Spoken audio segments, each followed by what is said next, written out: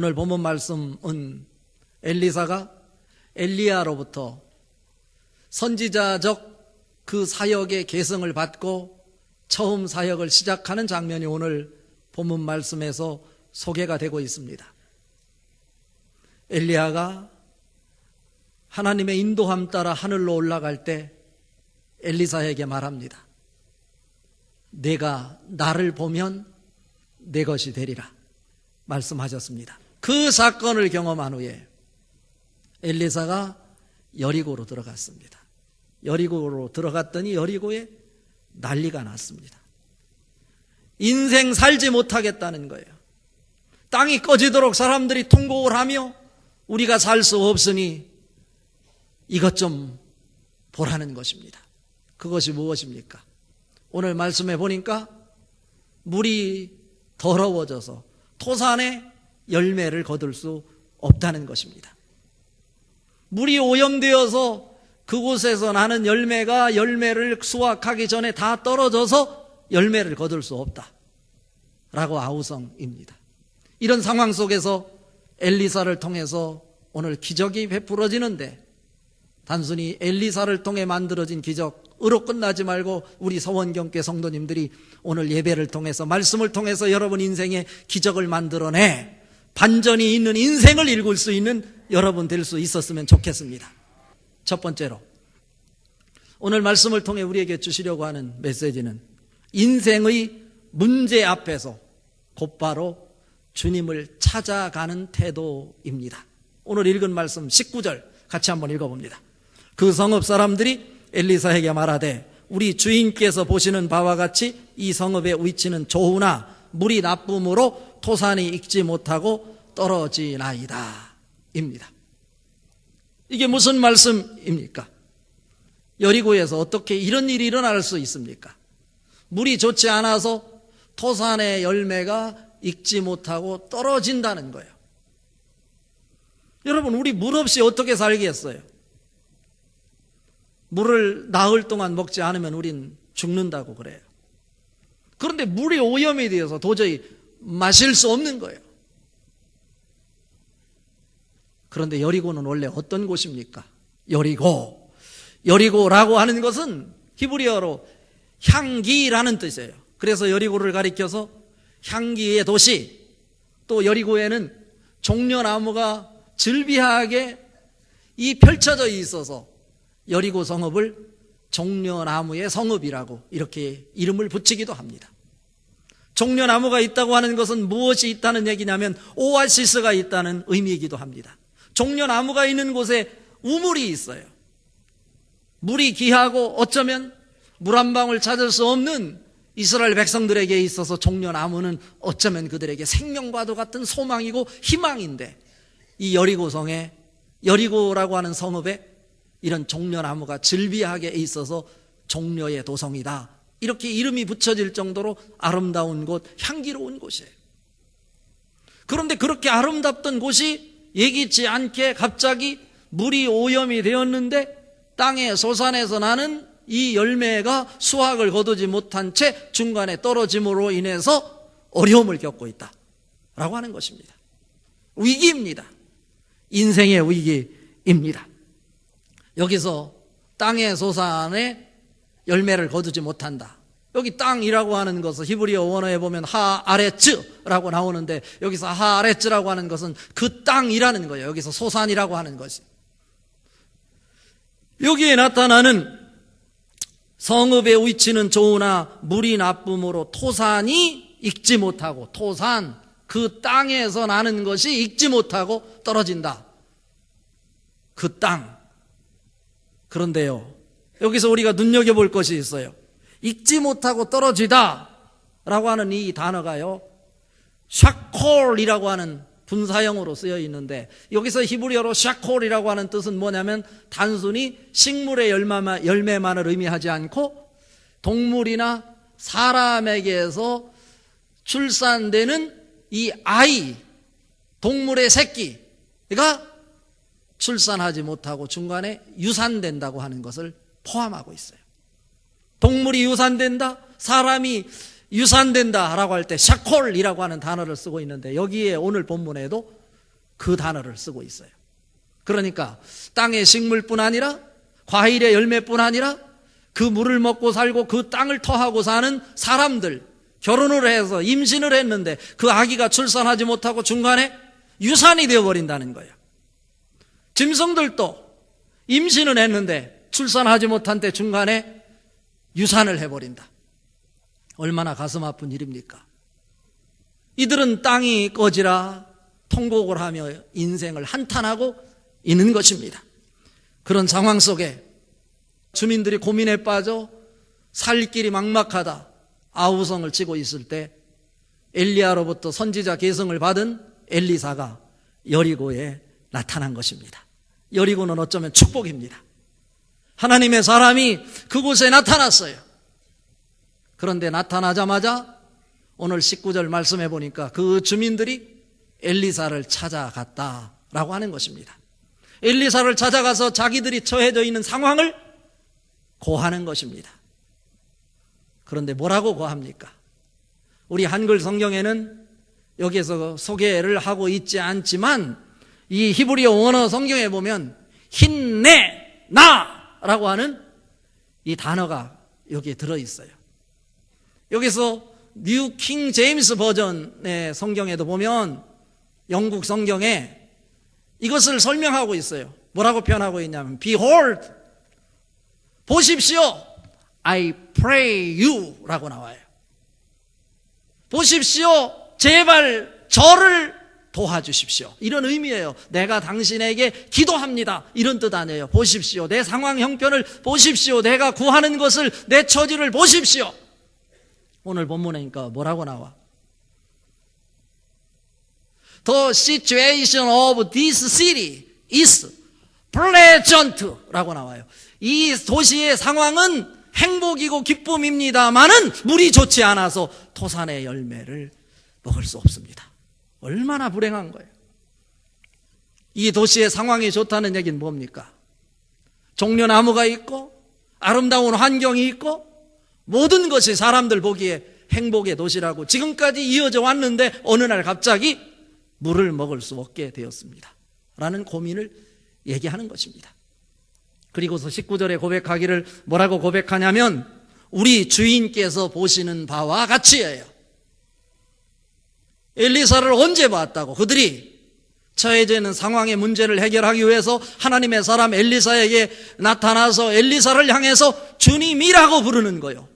당신은 우리의 주인이시고 주님이신데 당신이 이 상황을 보시는 바와 같이 우리 상황은 좋지만 물이 좋지 못해서 토산의 열매를 거두지 못합니다 라고 자기의 상황을 낱낱이 고하는 것입니다. 이것은 우리에게 무엇을 얘기하는 것입니까? 독서로 결실을 맺지 못하는 북이스라엘 백성들, 특별히 우상 숭배로 인해서 하나님의 축복이 중단되어 불가피한 상황 속에서 인생들이 고통과 고민에 빠져 있는 그 상황을 얘기하는데 누구를 통해서? 하나님의 사람 엘리사를 통해서 해결되어질 것을 암시하는 사인의 표시인 것입니다. 여기서 우리에게 주시는 메시지는 무엇입니까? 우리 인생 속에 어떠한 문제가 있다 할지라도 이 여리고의 사람들과 같이 물을 마실 수 없고 또 식물의 열매를 거둘 수 없고 결혼을 해서 행복한 가정을 이루고 싶지만 임신을 했는데 아기를 출산할 수 없어 중간에 유산이 되고 짐승을 키우지만 짐승의 새끼를 낳아야 재산을 확보할 수 있고 돈을 벌 수 있는데 그 새끼를 낳지 못한 채 유산이 되는 이 상황 속에서 이스라엘 백성들 가운데 여리고에 있는 이 성읍의 사람들이 통곡을 하고 있는 것입니다. 그 통곡의 상황을 그들은 좌절하고 절망하고 낭망하는 것으로 끝나지 않고 그 상황 속에서도 하나님의 사람을 만나기만 하면, 하나님의 사람에게 고하기만 하면 하나님께서 이 문제를 풀어주실 것이다, 이런 믿음을 가지고 엘리사를 찾아와서 고하고 있다는 것입니다. 여러분 인생 속에 그동안 살아오면서 꼬이고 꼬여서 풀려지지 않아 고민하고 아파하는 문제는 없습니까? 이것은 세상에 풀 수 없다고 여러분 스스로 결단하고 받아들이고 있는 건 없습니까? 포기하지 마십시오. 여러분은 해결할 수 없을지라도, 세상의 법이 그 문제를 해결해낼 수 없을지라도 세상을 창조하시고 우리에게 새로운 생명을 부어주신 하나님을 찾아가기만 하면, 여러분이 하나님 앞에 나오기만 하면 하나님께서 그 문제를 주목하고 계셨고, 여러분이 하나님 앞에 아랠 때 하나님은 여러분 형편 처지를 아시고 그 문제를 축복의 상황으로 바꾸어 주실 줄 믿습니다. 두 번째로, 오늘 말씀을 통해서 우리에게 보여주는 것은 뭐냐면 다시 거룩한 말씀으로입니다. 오늘 읽은 말씀 중에 20절, 21절 같이 읽어봅니다. 엘리사가 이르되 새 그릇에 소금을 담아 내게로 가져오라 하매 곧 가져온지라. 엘리사가 물 근원으로 나가서 소금을 그 가운데 던지며 이르되 여호와의 말씀이 내가 이 물을 고쳤으니 이로부터 다시는 죽음이나 열매 맺지 못함이 없을지니라 하셨느니라 하니입니다. 소금은 여러 가지 기능을 가지고 있어요. 정화를 시키기도 하고 또 때로는 저주를 선언할 때 소금을 뿌리기도 해요. 그런데 오늘 그 문제를 얘기하자 엘리사가 여리고 주민들에게 새 그릇에 소금을 담아 와라 말하는 거예요. 여기서 새 그릇이라고 하는 이 단어에 주목하십시오. 엘리사가 새로운 사역을 시작하면서 여리고 주민들에게 새 그릇을 준비하라고 말하는 것입니다. 하나님의 사람은 하나님의 그릇에 담겨질 때 행복이 있습니다. 하늘로부터 기쁨이 있고 하나님의 능력을 경험할 수 있다, 이런 말씀입니다. 우리가 단순히 새 그릇에 소금을 담아오라 하니까 여리고 사람들이 소금을 담아왔다라고 생각할 수 있지만 쉽지 않아요. 여리고 사람들은 다 알아요. 새 그릇에 소금을 담아와라, 그 소금을 그 오염된 물에 뿌릴 거라는 거 안다고. 그런데요, 소금을 오염된 물에 한 그릇을 뿌린다고 해서 무슨 효과가 있겠어? 그리고 소금을 오히려 물에 뿌리면 그 물에 자라던 생물들이 소금 때문에 죽게 된다고 하는 것 너무나 잘 알아요. 그런데도 불구하고 여리고의 주민들은 엘리사 선지자가 새 그릇에 소금을 가져와라 명령하니 그들은 자기들의 지식이 있고 경험이 있었지만 그거 따지지 않고, 이성으로 납득되지 않지만 주의 종이 말씀으로 명령하니 그 말씀 앞에 순종하는 모습을 보였던 거예요. 오늘 말씀에도 분명히 말하잖아요. 뭐라고? 엘리사가 능력이 있어서 그 물이 고쳐진 거 아니에요. 물이 쓴물이 단물로 오염된 물이 오염이 없는 정화된 육각수물로 바뀌어진 것이 아니란 말입니다. 오늘 말씀 21절에 분명히 말씀하고 있어요. 뭐라고? 중간에 보면 여호와의 말씀이 내가 이 물을 고쳤으니 라고 말했어요. 무엇이 고쳤습니까? 하나님 말씀이 고쳤습니다. 엘리사를 통해 일했을 뿐입니다. 그리고 여기서 말합니다. 다시는 죽음이나 열매 맺지 못함이 없을지니라. 앞에서 살폈던 것이 확인되잖아요. 단순히 땅에서 나는 식물의 열매만 아니라 사람이나 동물의 새끼들도 죽음이 없을 것이다. 유산되는 것이 없을 것이다. 그리고 그곳에 새로운 생명이 작동하게 될 것이다. 이런 축복이에요. 이 축복이 어떻게 해서 만들어졌냐? 이것입니다. 여호와의 말씀입니다. 여러분 살아가는 인생 속에 말씀이 크게 보일 수 있기를 바랍니다. 말씀이 여러분 인생의 중심에 서게 하시기를 바랍니다. 그 말씀을 붙잡으면 말씀이 여러분 인생의 능력을 만들어내고 그 능력이 여러분 인생을 역전시켜낼 것입니다.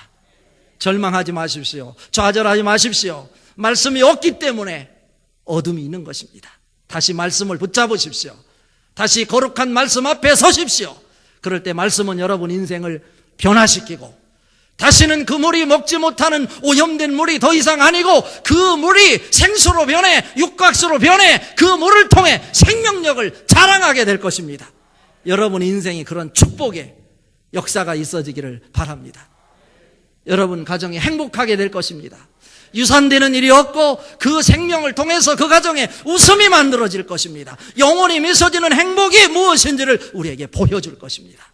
이것은 여호와의 말씀이 낫게 했다라고 하는 것입니다. 엘리사가 아닙니다.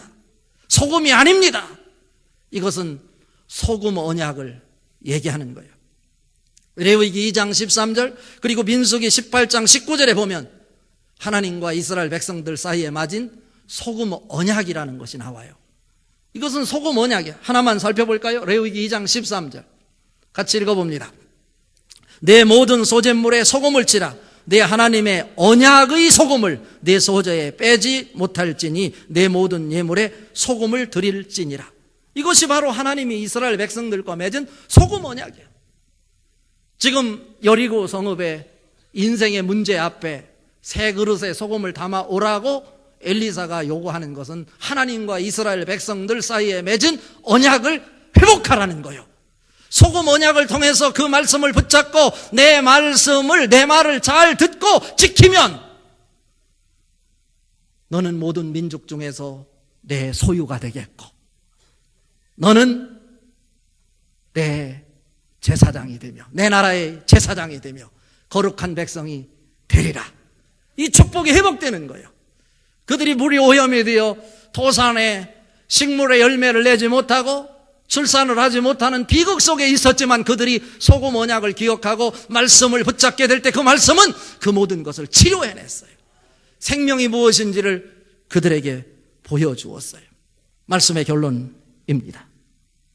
젊은 청소년들이 바로 세워질 때 반전의 인생을 살아갈 수 있다라고 하는 거예요. 오늘 읽은 말씀 23절만 같이 한번 읽어봅니다.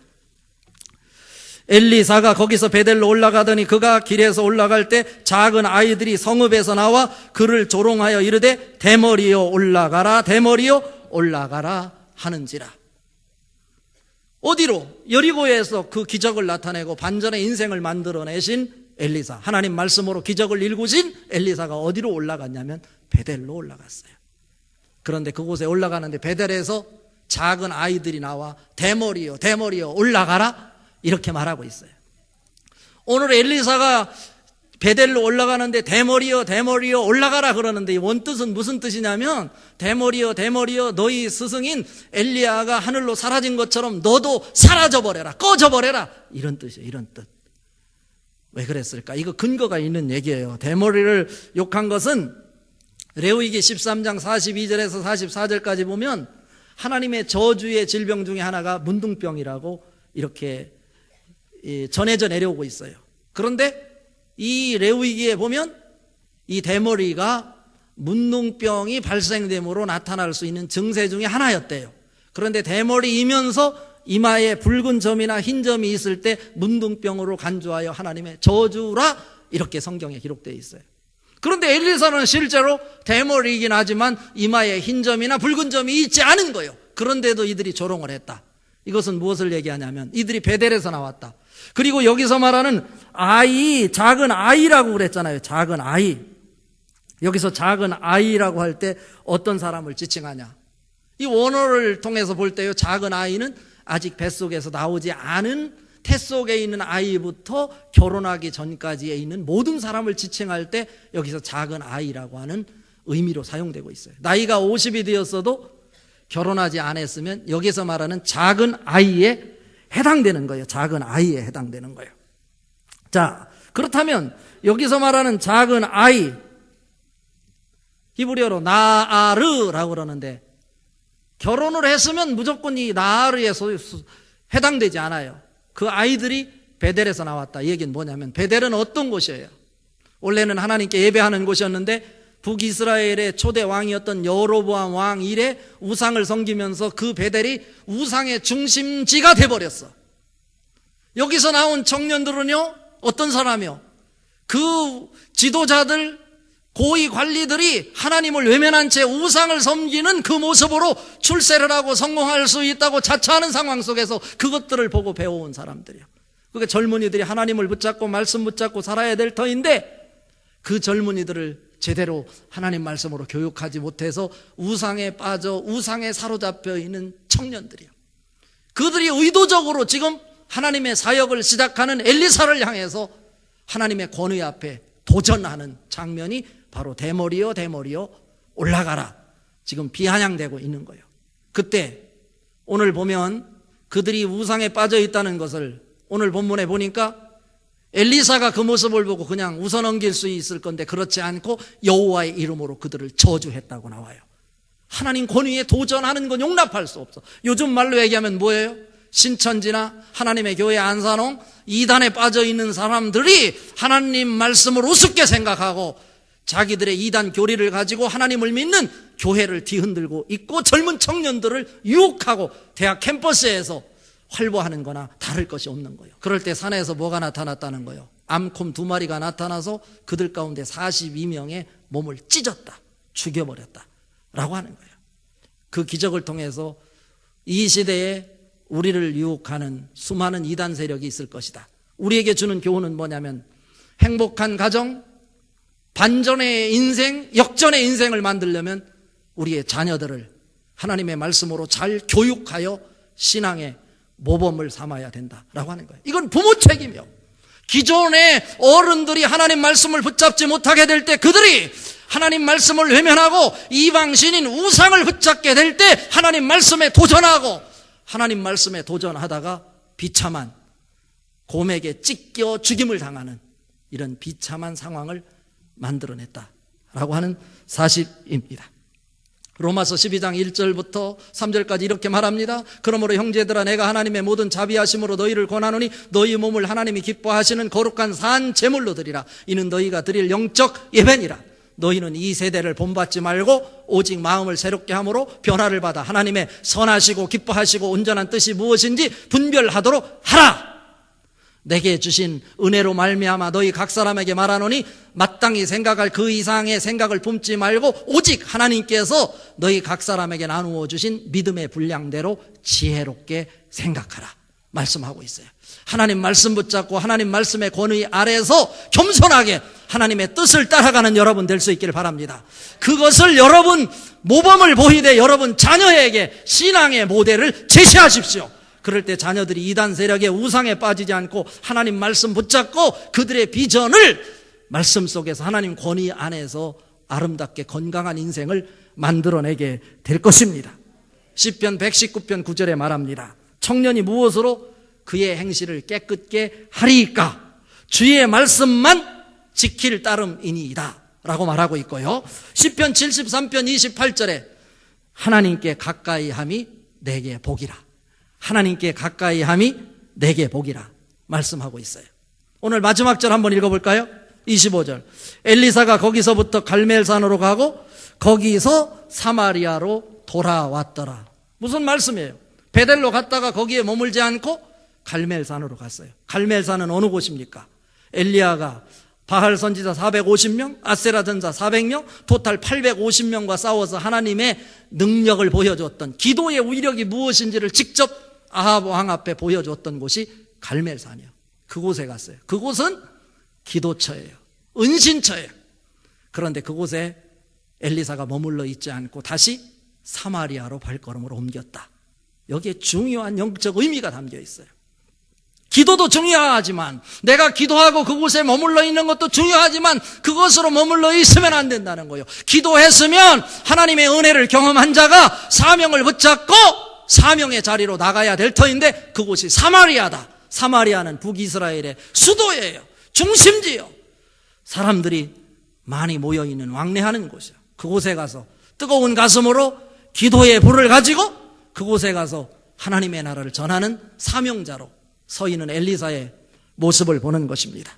그 축복이 여러분에게 넘쳐나기를 바랍니다. 여러분, 불가피한 상황 속에서 분노가 있고 부정이 있고 우울증이 난무하고 자살이 난무하는 이 세대에 하나님 말씀 붙잡고 사명에 불타 가슴이 뜨거워 세상을 뜨겁게 달굴 수 있는 하나님의 사람들 될 수 있기를 주님의 이름으로 축복합니다.